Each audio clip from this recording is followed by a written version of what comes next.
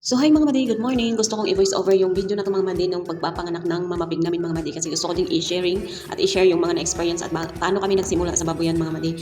Kunti pa lang naman siya mga madi pero sobrang natutuwa kami sa mga nakikita namin sa mga ginagawa naming plano ng partner ko na umokay naman siya mga madi kahit pa paano marami siyang mga pagsubok at yun. At nalagpasan naman namin mga madi na kasama namin ang bawat isa sa pag-aasikaso at sa uumpisa nitong aming mga plano mga madi na kahit pa paano okay naman din siya. So ito na yun mga madi, yung unang baboy. So ito na yun mga madi, nanganak na yung una naming inahin mga madi. Bago kami nagsimula nito mga madi, hindi talaga namin plano na magbaboyan kami. Marami pa kaming sinubukan na gusto namin pasukin ng mga nakakatulong na mga kahit pakakunti-kunti lang na business mga madi. At least makatulong siya sa aming dalawa kasi gusto talaga namin mag-umpisa na kaming dalawa yung maghirap mga madi na kasama namin ang bawat isa. Yun talaga yung goal ko mga madi sa aming dalawa. Kaya hindi ko siya pinabalik ng Manila kasi gusto ko mag-umpisa kami kahit maliit lang. At least meron kaming naumpisahan na dalawa kaming nagtutulungan. So yun yung mga madi. At salamat din ako sa kanya na bawat sinasabi ko sa kanya at ina-advise ko ay sinusunod niya yung gusto ko mga madi. Siguro alam niya na okay din naman yung mga plano ko para sa amin namang dalawa. Kaya lahat ng plano ko mga madi, sumusunod talaga siya. Kasi hindi rin naman ako magpaplano kung nakakasama sa aming dalawa or sa kanya. Gusto ko talaga yung okay siya, okay din ako. At yun yung gagawin namin plano mga madi. At bago kami mag-umpisa sa aming mga plano, pinag-uusapan talaga namin yun mga madi bago namin gagawin. May time pa nga na medyo pagiwang-giwang yung mga mga idea namin mga madi na minsan hindi rin magkakatugma. May mga simpleng ina-adjust din kami na talagang maging okay kaming dalawa sa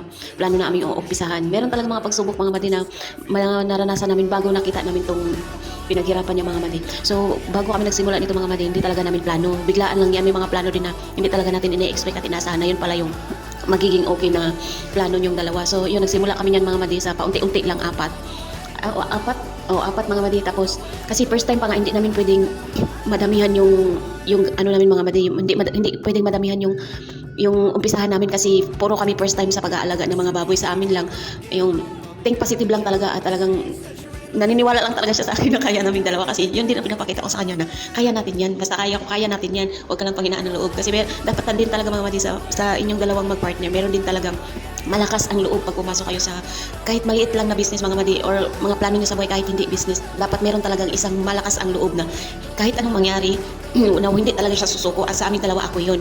Wala siyang kasiguraduhan, mahina siya doon pag alam niyang medyo lalo na sa financial ganyan. Pero ako kahit wala pa akong ganong kalaking pera na i-umpisa sa plano naming dalawa na umpisahan, talagang pinush ko siya mga madi kasi yun talaga gusto ko din kasi okay naman sa kanya. Yun lang din talaga yung pinaghugutan namin ng lakas ng loob, yung lakas ko at yung lakas niya na umokay naman siya sa plano ko. At yun, pinagpatuloy namin mga madi, nag-umpisa kami sa 4. Pwede naman kami mag-umpisa doon sa mga 10 pataas kaso naisip ko na wala pa siyang experience. Ako din wala ding experience, kumbaga searching lang ako mga madi, yung mga idea ganyan bago din kasi ako magsimula sa isang business, malaki man yung maliit or ano man yan.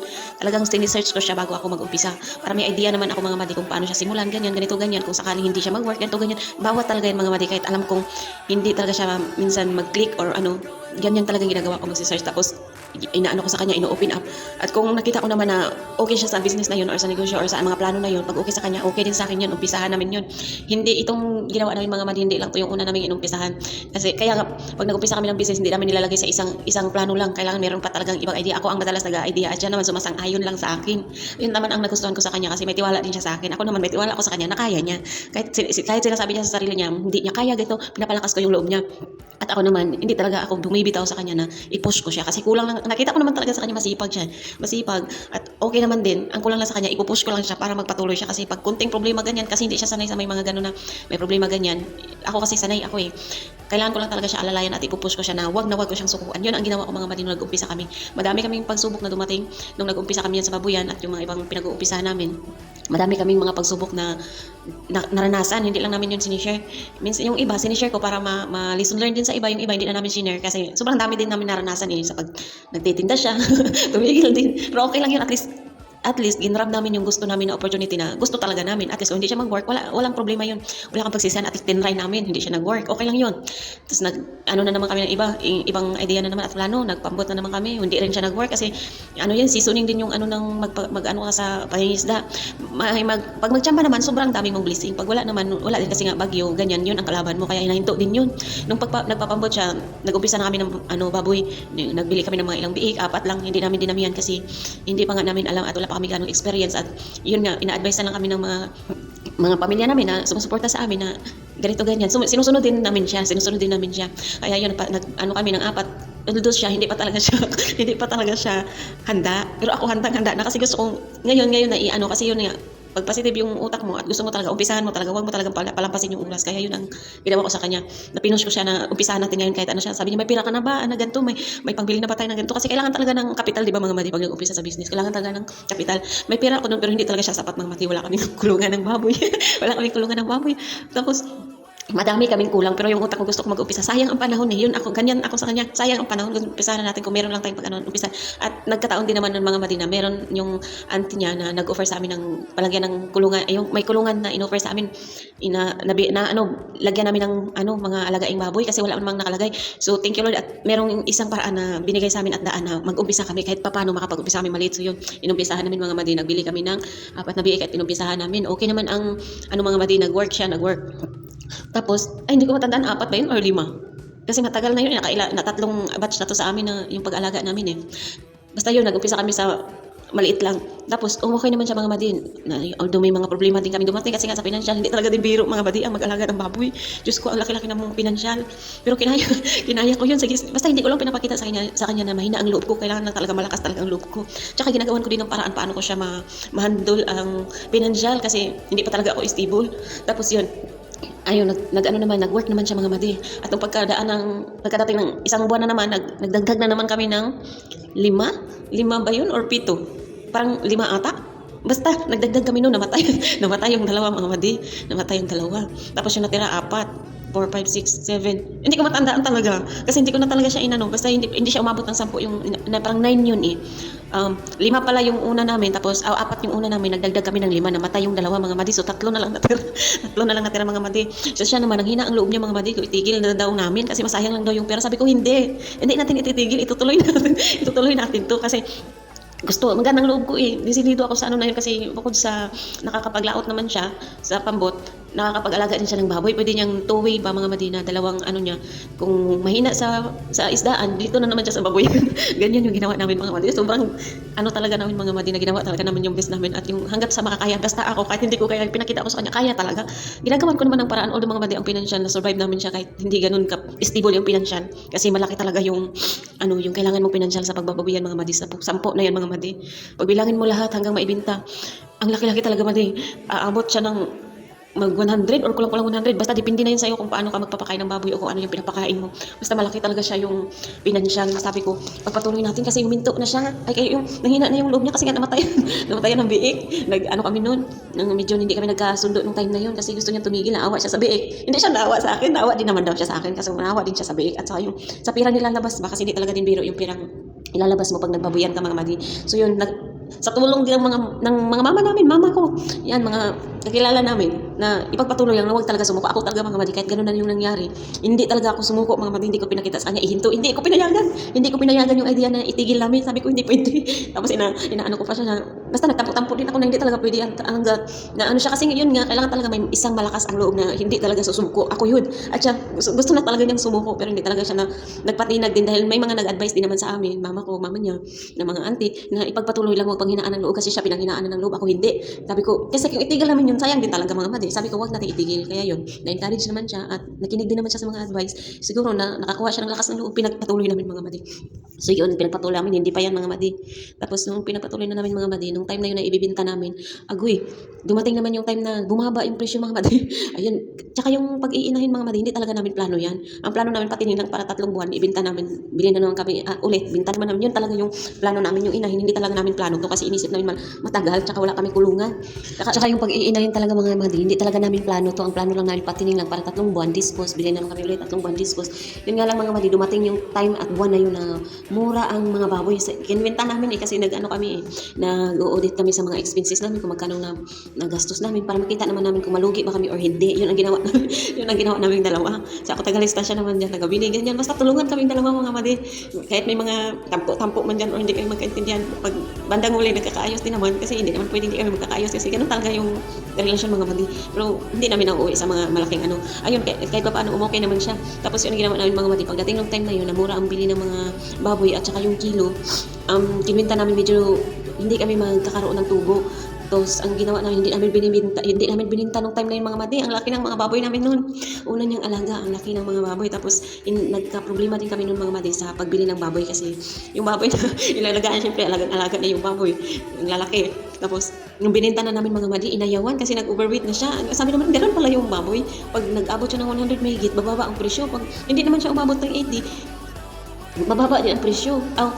Okay naman ang presyo. Pag aabot lang ng 100, bababa ang presyo. Pag hindi aabot ng 80, bababa din. Sabi, sobrang hirap naman ito kung hindi natin malalaman kung ilang kilo na yung baboy para maano namin kung pasok ba siya sa braketing ng presyo ng baboy. Kasi may ganun pala yun. Doon namin nalaman na may ganyan pala. So yun, nalaman namin na mura na yung ibili ng mga baboy, mga baboy. Hindi namin siya bininta. Kasi naisip namin sa mga bear na namin ibinta kahit na matagalan. Ano yan naman na sustentuhan ko lang yung pagkain ng baboy. Ayun, na ano yung mga pagkain mga madi kasi sobrang dami ng pagkain na nabibili at malaki na yung gastos. Bininta namin yung iba kasi para ibili din namin ng pagkain yun ang ginawa namin mga madi. So yun ang mga madi. Kahit na hindi naman kami nalugi noon. Hindi kami nalugi kasi ginawa namin ng idea eh. Isa-isa namin siya bininta. May bumili din ng isang piraso, medyo nakabawi kami. Tapos yung ibang natira mga madi, inayawan siya kasi nga sobrang laki, nag-overweight, bumaba ang presyo. Ayaw din namin ibenta ng mababa kasi nga malulugi kami. Tapos ganyan, ang ganda-ganda ng baboy ang ganda-ganda ng baboy namin, sabi namin sa isip, tapos bibili lang ganun, tapos ang baba. Tapos ang hirap, hindi biro, ang hirap at saka yung pagkain. Kaya yun, hindi namin muna bininta. Tapos nagbalak namin mga September, October, November, ganun. Tapos mga madi, wala pang November, wala pang October, naglandi ang isang baboy na dumalaga. Ayun, patining namin, naglandi ang isa. Kaya sabi namin, pag naglandi siya, hindi natin ibenta. Kasi gusto din ng partner ko na huwag namin ibenta kasi yun lang nag-iisang babae. Ang daming nangyari niya nung time na yun mga madi, hindi siya bininta yung iba, inayawan na naman siya, may pumunta o inayawan na naman. Ang dami naming naranasan pagsubok nun. Hindi nila bibilhin ang tagal talaga namin nabinta yung mga madi, hanggat yung isang piraso na babae na kasama dun sa mga inayawan, hindi talaga namin plano yun inahin. Kaso naglandi siya, hindi din namin pinipili kasi yung pag-iinahin, kailangan talaga pipiliin yung baboy na bibili yung biik. Pipiliin siya at na yun talaga yung pwedeng inahin. Ay yung amin mga madi, hindi talaga yung hindi din expected, hindi rin namin plano na mag-inahin kami. Talagang dumating lang talaga, parang nag-umpisa kami na hindi namin plano. Tapos nag-umpisa na lang kami na biglaan. Ganyan ang nangyari sa inahin namin mga madi. Kaya thank you Lord, kay ginaid naman nila kami. So na din kami na kami namin inahin yung isa. So iniwan naman yung isa mga madi. Yung dalawang kasama nun talagang naawa kami kasi may pupunta, sabing bibilin, hindi binalikan, talagang ilang beses yan inayawan hanggang binilhan ko ng madaming pagkain kasi gusto ko ipaabot siya ng November na lang. Sabi namin ang laki-laki na nito or yung matanda na, pero hindi siya umabot ng November mga madi, may bumili at saka nakabawi kami mga madi. Nagtira kami ng dalawang baboy.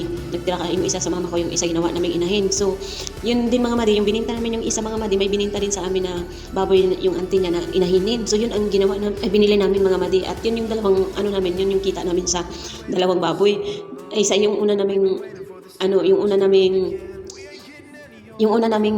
tawag nito, yung una naming pamimili ng baboy, yun yung nakita namin yung dalawang inahinin, yung isang inahinin yun na yung nanganak ngayon mga madi, yung isa wala pa maglalandi pa lang.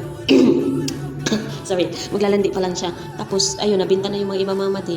Tapos yung nabinta siya mga madi, thank you Lord, at dinilang namin mga madi, may kita kami. At yun na yung dalawang inahin yung na namin mga madi, kita namin yung una naming pag-aalaga. Tapos yun na nga mga madi, pagkatapos nun bumili na naman kami ulit ng mga biik ng September, October, November, December. O yun mga madi, mga September ba kami bumili nun? August. Mga ganyan, bumili kami. Tsaka yun na yung last na yung bininta namin, yung umuwi ako mga madi na kinatay kasi nga mura pa din yung mga madi, yung presyo ng mga baboy. So yun yung mga madi ang naranasan namin na sobrang talaga mga madi. At saka na may na kami ng mga biik, mga 12 sa kabila namin nilagay, pinaalagaan namin. Tapos yung dalawang inahin siya ang nag-alaga, yun yung natira sa dalawa, yun yung natira ng una namin binili ng mga baboy mga madi, yung dalawang inahinin na iniwan namin sa partner ko na siya yung nag-alaga, yun sa kanya yun. Tsaka yung 12 naman doon sa kabila, at yun yung kinatay yung umuwi ako mga madi, at nagtira din kami ng isang inahinin doon sa kaya yun mga madi ang mga naranasan namin. At saka yung sa financial talaga mga madi, sobrang laki-laki. Sabi ko hindi talaga biro pala mag-alaga ng baboy kasi sa isang piraso ng baboy nasa 8,000 or 7,000 siya bawat isa. Depende yan mga madi sa pakain nyo, depende yan. Pero binilang ko mga madi sa 12 pieces na biik, umabot talaga siya ng 100 mahigit. Sabi ko, wala, ganito pala kalaki ang kailangan mong kapital pag nag-ano ka ng baboy. Kaya hindi ko talaga yun in-expect na aabot siya sa ganung halaga. Pero nag din talaga ako ng nagre-research din talaga ako para may idea ako at yun.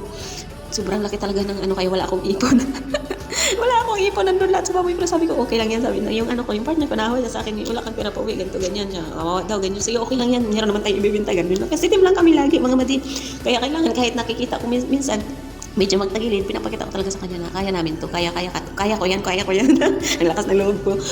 So, kahit na minsan, nagka-short kami sa pera, pero thank you Lord at nakaya ko na din naman talaga siya mga madi, nakaya ko talaga din siya sa mga ano ginagawa ko talaga yung mga best ko para makaya talaga at syempre nai-encourage din ako at nai-inspire din ako na nakikita ko din naman sa partner ko sobrang sipag din niya, kaya yun parang basta nakakatuwa na yung partner mo masipag naman siya mag-alaga ganito ganyan, tapos nakikinig din siya sa akin ano mang sasabihin ko, ganun mga madi. Ang kailangan lang talaga sa mag-partner na kailangan magkasundo kayo at merong malakas ang loob at kailangan ikaw yung isa mahaba ang pasensya.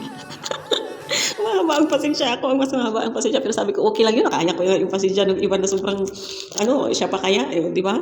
So yan ang mga mati ginagawa ko yung pasensya ko, so minsan sobra-sobra na hindi talaga maiwasan yan, kaya yun, kaya pasalamat na lang din ako na-survive ko yung mga pagsubok kahit minsan sobrang bigat na din, pero minsan, dahil din sa mga nakikita ko na pinapakita din niya, nakikita ko na mga support ng pamilya, mga auntie, ganyan, mga tao nakapaligid sa amin na nakasupport din, ganyan, na-advisean din kami kung ano mga gagawin, ganito, ganyan, pag, na-inspire at na-encourage din kami na maggulang, ipagpatuloy, kaya sabi ko sa kanya, kahit anong mangyari, ipagpatuloy natin yan, at yun na mga mali, thank you Lord, at hindi naman kami pinabayaan ni Lord sa financial, kahit paano minsan, hindi naman maiwasan na maggiwang-giwang sa financial, pero na-survive pa din namin mga mali, at yun lang, thank you Lord, at dahil din sa pananalig namin sa bawat isa, yun lang na survive namin siya mga madi na hanggang ngayon pinagpatuloy pa rin namin at yun ang mga madi, nakita na niya yung pinaghirapan niya, sobrang tuwa niya, akala ko nga nung pag-uwi ko mga nganak na to pero hindi pala, at yun ang mga madi expect namin sa panganak nito, 10 lang pero naging 14 yung binigay na anak. Tsaka ito na yung mga madi, akala ko nga yung pag-uwi ko, manganganak na yun siya kasi nga first time namin dalawa, hindi namin alam, bilang kami, hindi naman nagtutugma. Hindi naman siya nagtutugma, pero syempre may mga sumusuporta nga, hindi naman sa amin, nag-a-advise, nagsasabi na ganito, ganyan, ganitong pitcha, ganyan. Hindi kami sabi namin, sige lang, antayin na lang natin kasi syempre excited din kami dalawa, kaya yung bang first time yung dalawa na, uy, yung mga ano namin na, manganganak na siya, ganyan. Tsaka, hindi talaga namin plano yung inahin mga madi. Biglaan lang talaga yan at sabi nila yun nga pinili baka ilan daw yung anak at baka ano daw yung anak niya kasi nga hindi siya pinili pero pinili namin no. Hindi siya pinili. Tapos yun mga madi, sabi namin tsambahan na lang to kung ilang anak ang ibibigay niya kasi nga hindi siya pinili na gawing inahin. Biglaan lang. Sabi namin antayin na lang namin kung ilan ang lalabas at ilan ang ibibigay na anak. So yun ang mga madi. Excited din naman kaming dalawa kahit hindi namin alam. Expected namin 10. 10 kahit hindi namin alam. Tapos yun ang mga madi. Akala nga namin kunti lang be kasi nga ito yung mga baboy na inayawan mga madi. Inayawan to kasi nga mataba. Sabi namin mataba, kunti lang yan ang anak kasi yun naman sabi ng mga nakaranas pag mataba daw yung baboy. Kunti lang daw yung anak, mga ilang piraso lang daw baka mamaya hindi pa okay kasi nga hindi siya yung biik na pinili na gawing inahin. Patsambahan lang yan sa amin mga madi. At thank you Lord naman nag-success yung panganak ng baboy namin mga madi. At ayun binigyan kami ng 14 na biik. So nagulat kami hala ganyan siya kadami. Tapos sobrang excited namin. Sobrang tuwa din talaga namin mga madi kahit hindi siya malalaki yung biik niya nilabas pero at least madami at yun mga madi nakita ko sa kanya natuwa siya so parang nakikita ko na yung parang na-excited din siya mag-alaga ng ganyan ba na sobra talaga madi sobrang proud talaga ako sa partner ko na sobrang asikaso niya sa mga alaga namin na baboy talagang pinakita niya din talaga na nagsisipag talaga din siya kaya hindi ko talaga yan siya inanuhan, pinabayaan na sige lang, okay lang, hindi naman tayo ganun kadaming may sapat na pera na ipag-ano natin yung mga gusto, magtiwala lang tayo at magtulungan lang tayong dalawa, ganyan lang talaga ginagawa namin. Kasi nasabi ko sa kanya na huwag ka lang panghinaan ng loob hindi naman kita pabayaan, basta mag-ano ka lang dyan, magkatuwang kami ba nga, di ba? Kahit na nandito ako dyan siya, kahit na hindi wala man siyang, yung hindi siya bumalik sa trabaho, alam ko yun na, hindi din talaga biro para sa kanya na hindi siya bumalik sa trabaho, ganito, ganyan, kasi nga lalaki siya, sabi ko magtiwala ka lang kasi yung ginagawa natin para sa ating dalawa yan, ganun din naman ang mangyari pag nag-asawa tayo, hindi naman na isa-isa dalawa naman na tayo, kaya ngayon na, kahit na hindi pa tayo nagsama talaga, kasi nandito pa ako, mag-umpisa na tayo na, ganun din naman ang papatunguhan nating dalawa, kaya umpisahan na natin hanggat hindi pa tayo nagsama talaga na kasi nandito ako at nandyan ka, kailangan mag-umpisa na tayo, kasi ganyan din naman, ganyan yung lagi kong sinasabi sa kanya, at yun, naniwala din siya sa akin at nakinig, kaya hindi siya nagbalik, kaya sabi ko sa kanya magpatuloy ka lang at wag lang panghinaan ng loob. Kaya yun mga madi, nagpatuloy siya at yun na, natuwa ako sa mga nakikita namin kahit simple lang at least meron kaming nasunod sa mga pinag-uusapan namin na okay din naman siya kahit papano, kahit dami namin pagsubok na pinagdaanan. Pero hindi kami nag-umpisa na may kulungan, wala kaming kulungan, biik lang meron kami lakas ng loob at kunting pera, yun lang mga madi ang Meron kami nung nung time na yun, pero na-survive namin siya ngayon na kahit papaano may kulungan na kami, pero hindi pa talaga hindi pa talaga siya semento kasi ayoko din na ano muna na pag hindi pa talaga kaya na wag na muna talaga din. Paunti-unti lang at hinay-hinay lang yun lang ginawa namin mga madi at sa awa ng Diyos na survive namin siya na umokey din naman siya kaya yun pasalamat ako sa kanya na hindi din talaga siya tumigil sa pagsisipag. Kaya nakita ko din naman. Kaya talaga sinuportahan ko talaga yung desisyon namin dalawa at plano. At sumunod din naman siya sa mga gusto ko na anuhin. Kasi parang din naman sa aming dalawa. Kasi ganun din naman magtrabaho siya. Tapos hindi rin kami makapag-umpisa. Sino mag-aasikaso? Wala. Sabi ko, hayaan mo na ako. Ako na ikaw dyan, mag-alalay ka na lang. Or ikaw yung mag-umpisa dyan. Ako na lang magsusupport sa'yo para pang sa ating mga gagawin. Ayun naman mga madi, din talaga siya. Nag-work talaga siya kahit pa konti-konti. At yun lang. Na nakita namin yung pinaghirapan niya. Na sobrang tuwa din ako kasi parang na-inspired din siya hanggang yung mga nangyaring time na yung mga madini na matayin kami ng biig. Susuko na siya noon eh. Susuko na siya noon pero inano namin na huwag sumuko. Magpalakas lang ng loob. Maging malakas ang loob. Kasi hindi nga ako sumuko na. Mas ako nga ang masasaktan kasi nga hindi rin biro ang pera na ilalabas sa ganyan. Ganito, ganyan. Tapos ikaw susuko ka. Tapos wala mangyayari sa natin dalawa. Magpatuloy ka lang. Kaya yan. Ganyan. Ayun. Lumakas ang loob niya. Nagpatuloy siya hanggat yun na. Ganyan lang mga madi. Kailangan talaga yung partner mo pag pinanghinaan ng loob. Kailangan talaga ikaw mismo magpalakas ng loob sa kanya. At huwag may pakita sa kanya mahina ka. Pero ako naman talaga mga madi. Kahit madaming problema yan, malakas talaga ang loob ko. Malakas talaga ang loob ko. Hindi ako pinanghihinaan. Manghina ako pero hindi talaga ako titigil. Ganyan ako mga madi. Kaya ako ang taga po sa kanya na sige lang, push mo yun, ganyan, huwag magpatuloy, ganito, ganyan. Ang dami kong inano sa kanya na para magpatuloy siya. Thank you Lord at nagpatuloy naman siya at pinag-anuhan niya, nagkaroon siya ng lakas ng loob. Kaya nagpatuloy siya.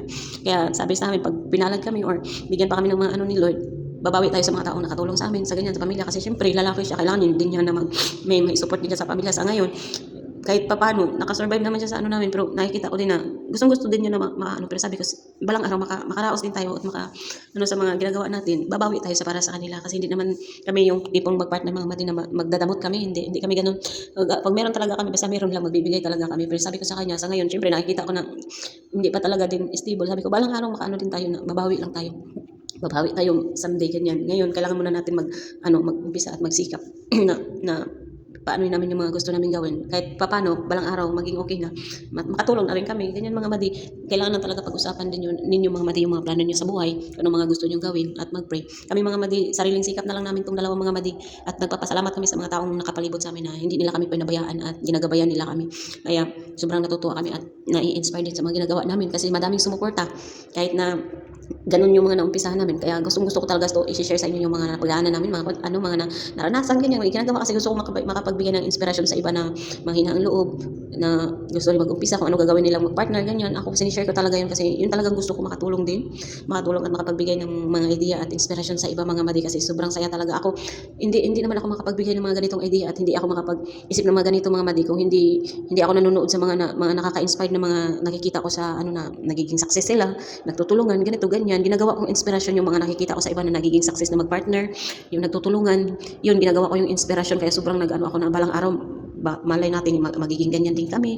Basta magtiwala lang kami sa bawat isa at mag-pray lang at manalig na kaya namin yung mga pagsubok na pagdaanan namin. Ganun lang mga madi. Kaya gusto ko talaga siya i-share na gusto ko talaga siya i-share sa mga na para makuha nila ng inspirasyon at may mga lesson din sila makukuha at mga na rin na ganito pala kasi maganda, ganyan din ako mga madi sorry, yung nakikita ko sa iba na nakita ko na nagiging matagumpay sila, nagiging success, ganyan din ang ginawa namin ngayon mga madi. Kaya yung mga nangyari din sa akin, maganda man or hindi, sinishare ko yan para magiging lesson learned or magiging inspiration sa iba na yung mga ginagawa namin ay nakakatulong din sa iba kasi kami yung ginawa namin, yun yung mga pinapanood ko ng mga inspirational na mga message or video, mga testimony or kaya yung mga na sinishare, doon ako nakakakuha din ng inspiration. Kaya ginawa ko din yung sa amin din na sinishare din para magiging inspiration din sa iba. Not to brag mga madi. Hindi ko yan pinapakita para maipagmayabang kasi siyempre naaawa din kaya ako sa mga yung hindi pa talaga din kaya na medyo nangangarap din na gusto nila yan pero hindi nila kaya. Naaawa din kaya ako. Kaya pag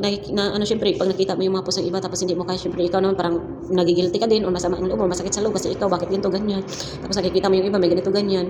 Naaawa din kaya ako, kaya hindi ko yan binabrag mga madi. Yung pinupost ko at sinishare ko, ginagawa ko yung inspiration kasi hindi ako mahilig mainggit Hindi ako nagpost ng ganito para kainggitan ng iba, hindi ako ganun. Kaya mga pinupost ko, mga lang yan, sinishare ko siya para magawang inspirasyon ng iba at magkaroon ng lakas ng loob kasi ako wala akong inggit sa sarili ko. Wala talaga akong inggit, hindi ako naiinggit. Natutuwa ako kung yung iba may nakikita akong umangat sa buhay. Natutuwa ako mga madi, lalo na yung mga gusto nangarap lang tsaka may nanganabot. Natutuwa ako mga madi, mas lalo akong nagkaroon ng inspirasyon na magsika para balang araw kami magiging ganyan din na ganyan, magpatuloy lang, wag sumuko, ganyan mga madi ang purpose ko sa pagpo-post ko dito sa mga pinopost ko sa Facebook. Hindi ako yung tipo na nagpapainggit sa iba para may ganito ganyan kami. Hindi, encouragement yan na magpapalakas ng loob sa iba na mahina ba. Ganyan yung ginagawa namin mga madi. Kasi ako mahilig talaga ako mag-ano eh. Kung marami lang talaga akong pera or ano, mahilig ako tumulong. Kaya masaya ako pag nakatulong ako sa iba. Nasasaktan ako pag hindi ako nakakatulong. Kaya kahit papaano, kung meron lang ako at hindi ako gipit, nagbibigay talaga ako ng ano, kahit pakunti-kunti lang or nag-share ako para yung alam mo yung pakiramdam na ano na yung walang-wala ka tapos makatanggap ka ng maliit na blessing, di ba? Sobrang saya mo. Kaya yun ang ginagawa ko. Gusto ko din siya malungkot, masaya siya, ganito, ganyan. Kahit sa maliit na bagay lang na makapag-share ako, sobrang saya ko na yan. Ginagawa ko sa naiisip ko sa sarili ko, ano ko naman yung pera pag mawala ako. Ang gusto ko lang makapagpasaya ng tao. Maging okay lang kami. Yun lang lagi kong pinipray na Lord. Wag akong bigyan ng mga magiging malakas ako lagi, ganito na matupad ko yung mga gusto ko. Kasi alam nyo kung anong nasa utak ko. Tumulong, ganun lang, tumulong sa pamilya. Kung may sobra-sobra pa, tumulong sa iba. Pero sabi ko, kailan pa ako magkakapera na madami para makatulong naman ako kung sino ang manghihingi sa akin ng tulong. Masakit din sa loob pag hindi ka nakapagbigay. Masakit din talaga sa loob. Yung mahilig ka magbigay tapos hindi ka makapagbigay tapos wala ka pang sapat na pera. Masakit din talaga sa loob. Kaya ako hindi ako tumigil na magsikap mangarap. Malay natin, balang araw, pagkalooban tayo ni Lord sa mga gusto nating makamit ng mga hiling na ganun, makapagtulong na tayo ng medyo yun lang mga madi. Kaya sobrang natuwa ako sa mga nakikita namin sa mga namin mga madi na kahit pa paano meron na kami nakikita. Yun, sobrang tuwa namin mga madi. Sana magpatuloy pa to at bigyan kami ng maraming mga biik pa ni Lord at inahin. Kaya na-inspired kami sa mga iba na nakikita namin sa mga na may nagbabuyan, ganyan. Yun, kumukuha din kami ng mga idea sa mga post, yung mga sinishare. Kaya yun yung ginagawa ko, nakakatuwa. Kaya yun lang mga madi sa mga hindi pa nakapag-umpisa or mag-uumpisa pa lang, wag talaga kayong sumuko sa mag-partner. Kailangan may isa talagang malakas ang loob sa inyo na wag talaga kayong sumuko magtulungan at pag-usapan nyo ang mga plano nyo sa buhay at magdasal at pag may mga problema i-share nyo din para meron din makatulong. Kasi mahilig kami mag-share, lalo na ako. Pag may mga problema, mahilig ako mag-open up kasi gusto ko may mga idea ibibigay sa akin ba, payo, ganyan. Doon ako nakakuha ng mga informasyon na ganito, ganyan ang gagawin. Kaya mahilig ako mag-open up, hindi ako mahilig magtago kasi gusto ko madaming idea. Ganyan ang ginagawa ko. Pag may mga problema or magtatanong ako, tapos may magbigay ng idea, ganito, iniisip ko siya kung ano bang magandang gawin. Ayun, nakakakuha ka ng idea. Kaya yun, hindi ako mahilig magtago ng problema. Kailangan sinishare ko yan para matulungan din yung problema ko na gusto kong lutasin. Kaya yun lang mga madi. At mag-ingat kayo lagi at magsipag lang. At kailangan huwag talagang sumuko, manalig sa Diyos at para i-guide kayo sa lahat. Magpatuloy lang kayo sa buhay. Balang araw, makakamit nyo din yung gusto nyo. Hindi pa man ngayon, balang araw. Kaya patuloy lang tayo sa pagsisikap mga madi. So yun lang mga madi. Bye-bye. At salamat sa lahat sa mga sumuporta sa amin. Sa mga nakikinig sa mga sinishare ko. Thank you at magpatuloy lang tayo. God bless. Bye-bye.